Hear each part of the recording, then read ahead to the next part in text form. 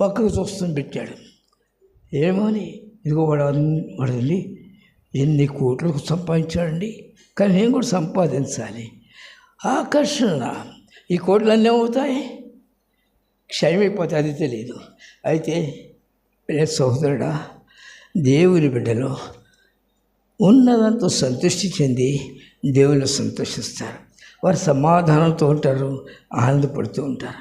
సాతాను బిడ్డలు ఎంత సంపాదించినా వారి హృదయంలో సంతోషం. దేవుడు తన ప్రజలను సమాధానపరిచి ఆశీర్వదించేవాడు. అది గుర్తుపెట్టుకోండి. దేవుల్లో ఆశీర్వాదం ఉంది, ఆ సంతోషం ఉంది, ఆ సమాధానం ఉంది. అది నీకు అర్థమైతే నువ్వు లోకం వైపు చూడు. లోకం వైపు చూసినాడు, పందులు తిని పట్టు కూడా దొరకలేదు. ప్రియసోదరా, దేవుని యొక్క వాక్యములో ఈ యుగమందున మనకు బుద్ధి కలుగుట కొరకు దృష్టాంతములుగా అనేక ఉపమానములు చెప్పారు. అయితే మనం వాటన్నింటిని పట్టించుకోము. ఎందుకంటే తెలుస్తున్నా, విని వెళ్తాం. విని వెళ్ళినంత మాత్రం దేవుని దృష్టిలో నీతిమంతులము కాము. రోమీయులకు రాసిన పత్రిక 2వ అధ్యాయం మీరు చూసినట్లయితే ప్రియసోదరులారా చూడండి, అక్కడ ధర్మశాస్త్రం వెళ్ళి ధర్మశాస్త్రం వినువారు దేవుని దృష్టికి నీతిమంతులు కారు. కానీ ఏమండి, ఎవరు ధర్మశాస్త్రంలో అనుసరించాలి, దేవుని మాటలు విని దేవుని మాటలు నమ్మకించి ఆయన వైపు వెళ్ళాలి. అలా వెళ్ళిన వారు ఎక్కడ సిగ్గుపడలేదు. దేవుని మీద ఆధారపడిన సిగ్గుపడలా. యెహోవా నా బలమా, యథార్థమైనది మీ మార్గం, పరిపూర్ణమైనది మీ మార్గం. యెహోవా నా దీపమును వెలిగించువాడు, నా చీకటిని వెలుగుగా చేయును. నా దీపమును వెలిగించువాడు, నా చీకటిని వెలుగుగా చేయును. సోదరుడా, చీకటిలోంచి వెలుగులోకి నడిపించే దేవుడు ఆయన. మన శత్రు చేతిలోంచి విడిపించి ఆయన దగ్గర కూర్చోబెట్టుకోవాలి. అందుకు పట్టణం వచ్చారు. ఆయన ఆశ్చర్యాన్ని అలా ఉంటాయి. తండ్రి దగ్గర కూర్చుని ఏడుస్తున్నాడు యేసు ప్రభు. తెలుస్తున్నా, తండ్రి కుడిపు ఆశలు కూర్చుని నీ కొరకు నాకు ఏడుస్తున్నాడు. ఏమని తెలుస్తున్నా, తండ్రి నేను మీ చిత్త ప్రకారం వెళ్ళి వారి వాక్యం వినిపించాను, నా ప్రాణం ఇచ్చి వారిని రక్షించుకున్నాను, వారు నా వారు కనుక నన్ను మీరు పిలిచారు, నేను వచ్చాను, మీ ప్రక్కన కూర్చున్నాను, వారు కూడా మనతో కూర్చోవాలి. ఎలాంటి ప్రేమ! సాతానేమో దిమ్రస్తున్నాడు, దేవుడేమో ఆయన ప్రక్కన కూర్చోబెట్టి పట్టణం వచ్చాడు. ఆ పరిశుద్ధ పట్టణంలోకి వెళ్ళాలంటే విని వెళ్ళువానికి ఉండవద్దు. దయచేసి వాక్యం విని వెళ్ళినంత మాత్రాన్ని నీవేం మేలు పొందలేము. వాక్య ప్రకారం జీవించటం నేర్చుకోవాలి. తెలిసి కూడా అనేక సార్లు లోకంలోకి వెళ్తూ ఉంటాం. ఎందుకంటే దేవుని శక్తి అర్థం కాకే. దేవుని శక్తి అర్థమైన మనుషులు లోకం వైపు చూడు, కానీ ఆయన వైపు చూస్తాడు. 2 సమూయేలు గ్రంథం 22వ అధ్యాయంలో వ్రాయబడింది అన్నమాట. యెహోవా నా శైలము, నా కోట. చూడండి, 2వ సమూయేలు 22వ అధ్యాయంలో చూడండి. యెహోవా నా శైలము, నా కోట, నా రక్షకుడు, నా దుర్గము, నా కేడము, నా రక్షణ శృంగము, నా ఉన్నత దుర్గము, నా ఆశ్రయస్థానము. ఆయనే నాకు రక్షకుడు, నన్ను రక్షించువాడవు నీవే. ఎలాంటి విశ్వాసం ప్రియ సోదరుడా!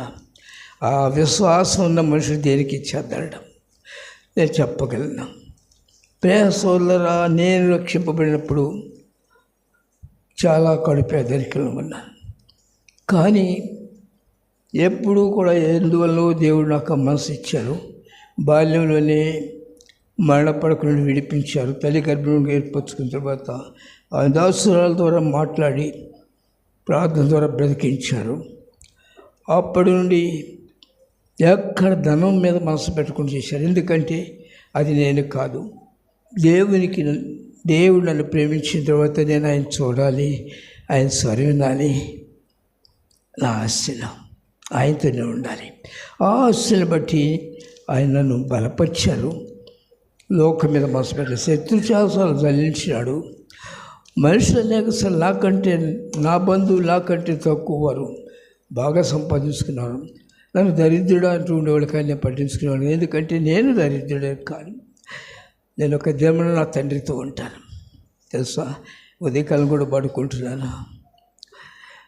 పరలోక పట్టణమో పాండ్రేళ్ళు గుమ్మములో పాండ్రేండో మోక్షములాతో పదెలముగా కాటబడే పాండ్రేండో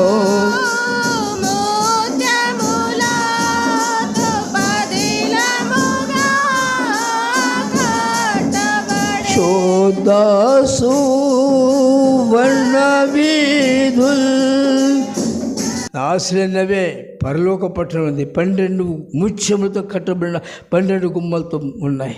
శుద్ధ సువర్ణ వీధులు, స్వచ్ఛమైన స్ఫటికముతో జీవజల నదులు ఉన్నాయి. అక్కడి నుంచి ఎంత సంతోషము! ఇది ఎందుకండి? ఇది నాతో రాదు, అది నా మనసులో దేవుడు పెట్టింది. దాని కొరకు ఆశిస్తున్నాను. అయితే నా దేవుడు అబద్ధమాడు, నన్ను ప్రేమించిన వాడు నన్ను విడిచిపెట్టడు. కనుక ఆయన చెప్పింది ఒకటే, శ్రేష్టమైన గోధుమలతో నేను పోషిస్తానన్నాడు. నాకేం తక్కువ వచ్చింది, నాకేం కోట్ల ఆస్తి లేదు, ఇదన్నకు లేదు, భవిష్యత్తు కూడా ఉండదు. అది నాకు తెలుసు. నేను కోరుకుంది ఒకటి, నా తండ్రితో ఉంటుంది సార్. ఆయన కోరుకుంది ఒకటే, నీవు నాతో ఉండాలి. నేను నీ కొరకు పట్టణం ఏర్పరిచాను, నీకు ఒక నివాసం ఏర్పరిచాను, నివాసులకు రావాలి. అయితే మన గురి ఆయన మన కోట, మన ఎక్కడ విడిచిపెట్టవు. ఏమండి, యెరూషలేము చుట్టూ పర్వతంలో ఉన్నట్టు ఇది మొదలుకొని ఎక్కడుందన్నమాట 125 కీర్తన, కథలకు అనిత్యము నిలుసు సియోను కొండవలే ఉండను. యెరూషలేము చుట్టూ పర్వతములు ఉన్నట్లు యెహోవా ఇది మొదలుకొని నిత్యము తన ప్రజల చుట్టూ ఏముంది? కోట ఉంది. తెలిసిన ఏ శత్రువుని చేయించలేదు, ఏ శత్రువుని తాకలేడు. అయితే నువ్వు నేర్చుకోవాల్సింది ఆయన వెంట నిలవటము. ఆ మార్గం ఇరుకు మార్గము. ఈ ఇరుకు మార్గంలో నువ్వు నడిస్తేనే మహిమలో ఉంటావు. లేదు రెండవ మార్గం విశాల మార్గంలోకి వెళ్ళావు, ధనాపేక్షలు, అవకాశాలు, మెప్పు, గర్వం ఇవన్నీ కావాలి. దిమ్మరిస్తాడు, దిగ్గమ్మడికి చేస్తాడు, నీ వస్త్రం తీసేస్తాడు. ఉందన్నమాట. లోకాసువార్త 10వ అధ్యాయం 30వ వాక్యంలో ఒక మనుషుడు యెరూషలేము నుండి యెరికోకు దిగి వెళుచు దొంగల చేతిలో చిక్కెను. చదవండి.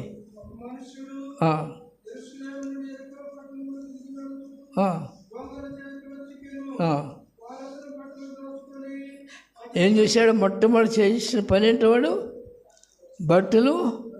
బట్టలు చూసుకుంటే ఏమవుతాడు?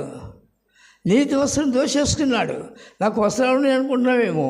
ప్రకటనలోని నేను ధనవంతుడను, ధనం తీసేసుకుని నాకేం కొదువా? నువ్వు దిగంబడువు, దిక్కుమాలుడు, దరిద్రుడు. దేవుడు లేని మనుషులు దరిద్రులు. దేవుడు లేని మనుషులు ఏనాడు సంతోషపడదు. దేవుని బిడ్డలు ఏమున్నా ఏ లేకపోయినా సంతోషమే. వారి ఆశలు వేరు, వారి ఆనందం వేరు. ఎందుకు తెలుసునా? ఆయన రక్షణ దుర్గము, ఆయన కొండ. నా కనుకనే ప్రేసులరా, ఆయన మాట నేను నమ్ముతాను.